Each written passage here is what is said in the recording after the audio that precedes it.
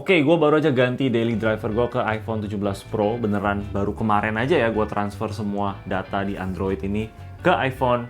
Jadi sekarang kita bakal lihat apa aja yang kalian harus lakuin kalau kalian baru beli iPhone juga. Oke, kita masuk ke settings ya. Pertama-tama sih gue langsung biasanya itu ke display and brightness ini. Dan untuk yang true tone itu gue matiin langsung. Karena gue nggak mau nanti foto-foto gue atau misalkan gue lagi ngedit foto gitu, warnanya berubah karena true tone. Jadi gue matiin. Auto lock ini biasanya gue ganti ke 5 menit karena gue nggak terlalu suka kalau HP-nya itu cepet banget matinya. 30 detik menurut gue terlalu cepet. Ya kalian bisa pilih aja di 1 menit atau 2 menit gitu, sesuai preferensi kalian. Nah, abis itu raise to wake gue juga matiin ya, gue lebih prefer itu aja. Kalau kalian lebih suka ya nggak apa-apa, nyalain aja. Itu kalau kita angkat HP-nya dia bakal nyala secara otomatis. Tapi gue sih lebih prefer gue tap aja HP-nya baru dia nyala. Jadi ya gue matiin di situ.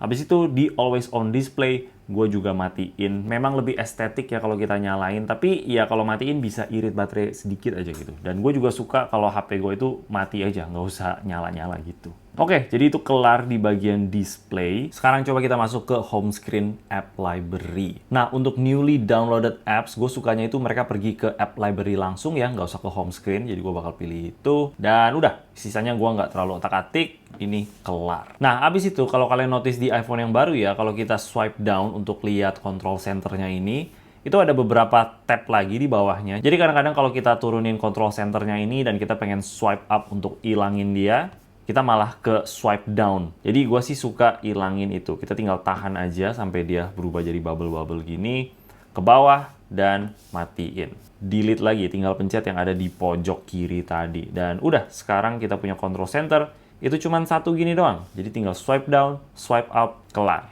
Mantap banget. Oke, abis ini kita masuk ke baterai ya. Dan untuk baterai sih gue cuma lakuin satu hal aja di bagian chargingnya ini. Itu gue set limitnya itu ke 95. Gue dengar-dengarnya sih baterai kita bakal lebih sehat kalau kita nggak casnya itu sampai 100%. Jadi limit ke 95 atau ke 90, bahkan ada temen gue yang sampai 80. Itu bakal ngebantu baterai health-nya lebih normal lah dalam jangka panjang. Dan iPhone juga secara default battery percentage-nya nggak dikasih lihat ya. Dia bakal mati kayak gini, jadi gue sih bakal nyalain aja. Oke, sekarang coba kita masuk ke kamera ya. Gue lagi suka banget foto-foto pakai kamera HP doang. Dan ini ada beberapa hal yang gue ganti di settingannya iPhone untuk bikin fotonya itu jadi lebih bagus lagi. Nah, yang pertama ini ada camera control. Camera control itu adalah tombol yang ada di samping kanan itu ya, untuk kita pencet. Kita bisa pencet single click untuk keluarin kamera atau double click. Sebenarnya kita bisa ganti juga mau launching apa ya, tapi gue keluarin kamera. Gue biarin di single click di sini.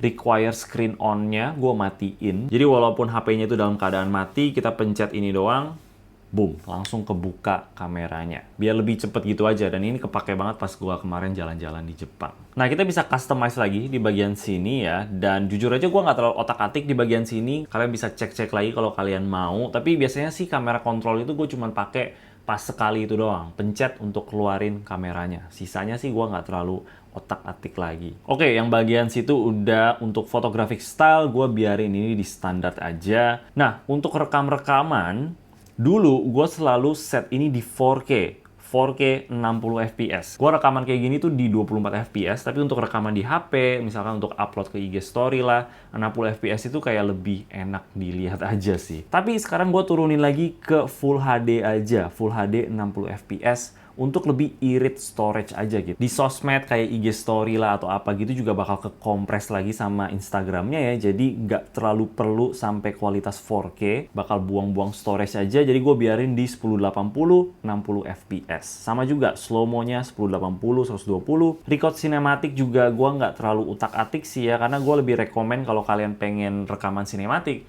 itu pakai aplikasi ketiga kayak Final Cut Camera atau Blackmagic Camera. Dan untuk record sound di sini gue ganti ke stereo aja.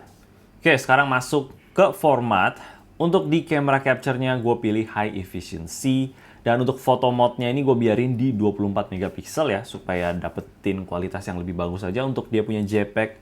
Tapi gue lagi kebanyakan ini foto pakai ProRAW. Jadi untuk ProRAW dan resolution control gue nyalain di sini. Dan untuk ProRAW formatnya gue ganti ke JPEG XL Lossy. Ini yang bakal bikin foto kalian itu jadi jauh lebih detail lagi, jauh lebih enak juga untuk kita warnain ya kalau kalian suka edit-edit lagi. Kemarin ini pas trip gue di Jepang, hampir 100% lah gue foto-fotonya itu pakai RAW. Dan ya kadang-kadang itu kerasa kayak hasil pakai kamera profesional aja gitu, karena hasilnya itu udah bagus banget. Gue juga akhirnya upload gue punya preset-preset foto ya yang biasa gue pakai di Lightroom. Linknya gue bakal taruh di bawah kalau kalian pengen cek. Di situ ada 5 preset yang gue juga sendiri pakai untuk Instagram pribadi gue ya. Dan sekaligus gue kasih bonus juga untuk preset yang gue bikin di Jepang. Dan itu ada 5 juga totalnya. Jadi bakal dapet 10. Nanti gue bakal kasih lihat cara editnya itu kayak gimana. Sekarang kita selesain dulu settingan apa lagi yang perlu diubah. Nah, untuk format tadi udah kelar sih, jadi kita bisa balik. Dan di bawah format itu ada preserve settings, dan menurut gue nih, dicentang aja semuanya. Karena kalau misalkan kalian kayak gue pengen foto pakai RAW gitu ya, dan kalian nggak nyalain ini semua, tiap kali kalian buka kameranya itu, dia bakal balik lagi ke defaultnya, yaitu foto pakai JPEG. Jadi kita harus ganti RAW-nya itu secara manual, bakal ribet. Jadi nyalain aja preserve settingnya ini semua, supaya kamera kalian itu nggak berubah-berubah lagi settingannya.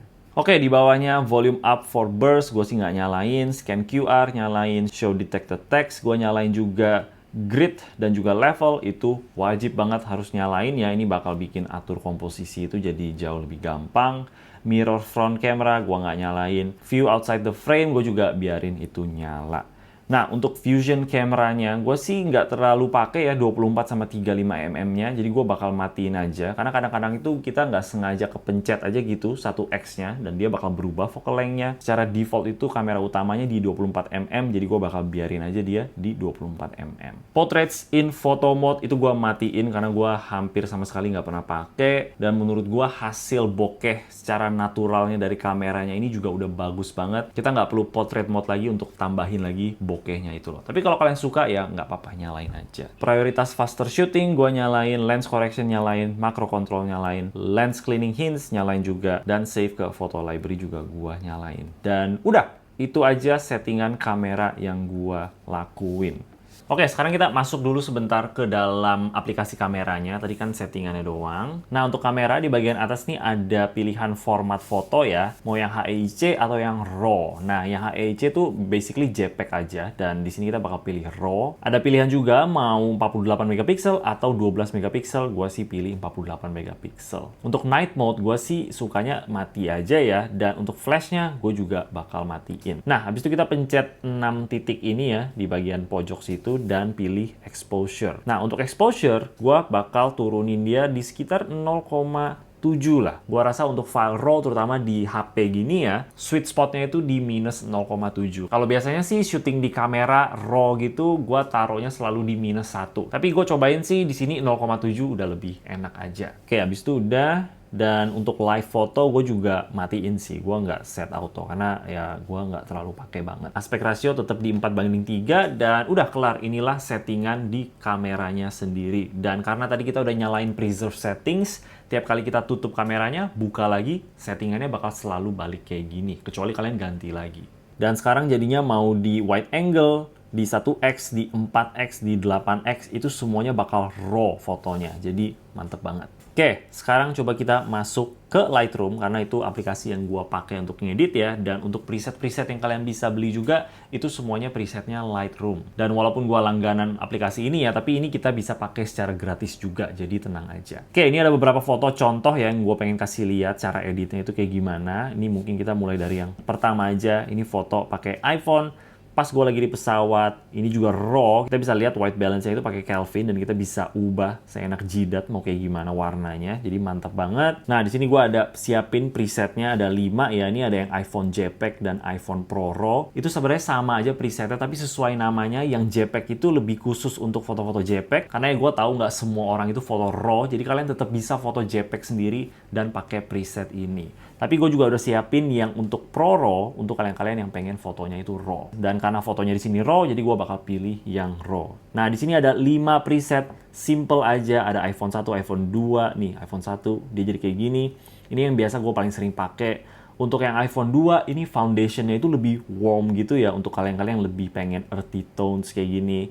Untuk iPhone 3, dia foundationnya itu lebih sedikit hijau tintnya. Gua kadang-kadang juga pakai biasanya di bagian outdoor itu lebih bagus. iPhone 4 ini klasik black and white aja yang menurut gua langsung cakep banget untuk semua foto ya kalau kalian pengen feeling nostalgic gitu. Dan yang terakhir untuk iPhone 5, gue juga lumayan sering pakai ini untuk foto-foto gadget ya karena biasanya sih kayak langsung bagus aja gitu. Dan ya kalian bisa cycle-cycle aja mana yang kalian suka. Gua rasa tadi paling mantep ini iPhone 5 ya. Kayak udah nggak perlu diedit-edit lagi. Tapi perlu diingat aja kalau preset itu bukan satu klik terus kelar gitu ya. Kita tetap harus tambah-tambahin sedikit lagi. Anggap preset itu kayak apa ya, Indomie instan gitu loh yang jadi. Tapi ya biasanya orang juga nggak makan langsung plok instan doang kan. Kadang ditambah telur, atau tambah sayur lah, atau tambah sosis, apa aja bebas. Nah, di sini kita kalau mau tambahin ekstra-ekstranya gitu, nah gue sih rekomen aja untuk ganti-ganti settingsnya antara dua hal ini aja. Di color bagian white balance-nya, kalau misalkan kalian nggak terlalu suka fotonya mungkin terlalu biru, pengen dikuningin, itu bebas. Gue sih udah suka sama white balance yang pertama di 4200, mantep. Jadi coba kita pindah aja ke bagian setting light di sini. Kita bisa ganti exposure kalau misalkan fotonya terlalu gelap,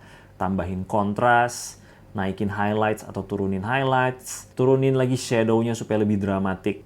Ini sebelum dan ini sesudah. Fotonya jadi jauh lebih dramatik. Dan ya ini biasanya preset yang selalu gua pakai pas gua upload ke Instagramnya OchaXT gitu. Dan terakhir sih biasa gua crop ke 4:5, taruh barangnya di tengah dan boom, kelar.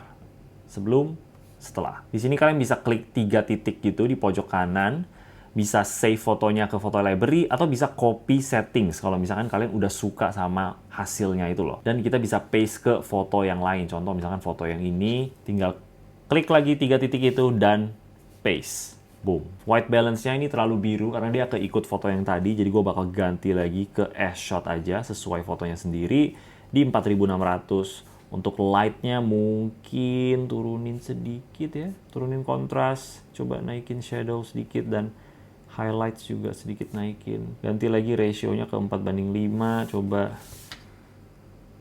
Coba agak taruh di tengah produknya. Dan boom, kelar. Itu sebelum, setelah. Sebelum, setelah. Subtle aja hasilnya, tapi kerasa kalau fotonya ini tuh udah diedit. By the way, ini presetnya bisa untuk semua ya, nggak mesti foto-foto dari iPhone doang. Gue cuman bikin presetnya itu dari iPhone-nya sendiri, tapi kita bisa pakai juga ke HP-HP yang lain. Kayak kemarin hasil foto dari Xiaomi 15T Pro, gue juga pakai preset yang sama. Kadang foto-foto hasil kamera ini juga gue pakai preset yang sama, jadi bebas sebenarnya. Coba kita lihat satu foto yang ini diambil pas di Jepang pakai kamera 8X. Menurut gue sih mantep banget hasilnya. Warnanya sendiri sih lagi bagus banget karena lagi cerah aja dan birunya juga mantep. Tapi coba kita tambahin preset iPhone 1, gue rasa jadi mantep. Tuh. Menurut gue ini langsung udah jadi lebih enak aja dilihat gitu, kayak nggak mentah-mentah banget. Sekali lagi kita bisa utak-atik di bagian light-nya, mungkin kita pengen tambahin exposure, biar lebih terang, supaya lebih dreamy gitu. Nah, kayak gini, turunin highlight-nya sedikit supaya ngebalance, dan boom, fotonya jadi lebih dreamy gitu. Kalian juga bisa lihat sama preset yang lain ya, kayak preset black and white juga bakal keren banget di foto yang ini.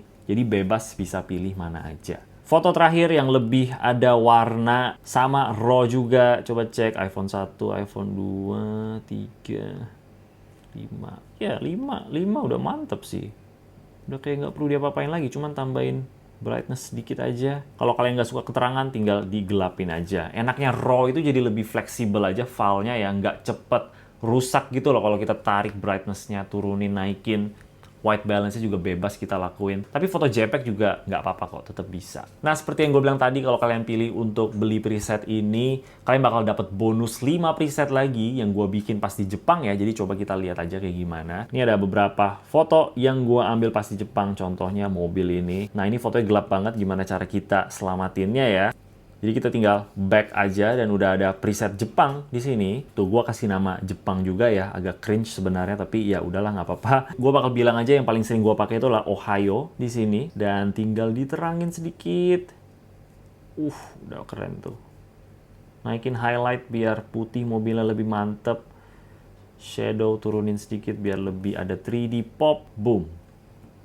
Sebelum, setelah. Gue juga ada bikin preset untuk malam-malam ya, kalau misalkan kalian pengen vibe cyberpunk atau yang biru-biru kayak gitu. Kayak misalkan contoh ini, mobil pas malam-malam bakal lebih keren kalau kita kasih tambahan sedikit biru. Ini udah ada presetnya satu. Ini mungkin agak sedikit terlalu biru, jadi gampang aja kita tinggal pergi ke color dan kita naikin, mungkin tambahin sedikit warm aja di bagian white balance-nya. 3000, ya 3500. Oke, 3700 atau enggak 3750 atau enggak 3500 Kelvin. Menurut gua sih udah mantep banget. Coba kita atur-atur lagi exposure-nya, tambah sedikit terang. Gue mau tambahin shadow biar lebih dramatik. Highlight-nya juga naikin supaya lampu-lampu mobilnya itu lebih terang. Dan ya, kayak gini. Tinggal di crop 4:5 dan mungkin agak taruh segini. Boom, kelar. Mantap. Ini juga contoh lain pakai preset Jepangnya ya, sebelum, setelah, sebelum, dan setelah. Jadi kayak gitulah cara editnya ya, pakai preset yang baru aja gua bikin, yang sekarang udah available juga. Linknya udah di bawah kalau kalian tertarik. Kalau kalian beli, bakal ada video tutorialnya juga gimana cara kalian masukin preset-presetnya ke dalam HP kalian. Thank you banget atas supportnya kalian. Oke, itu aja dari gua. Kalau kalian suka sama video ini, boleh kasih like dan juga subscribe. Thank you.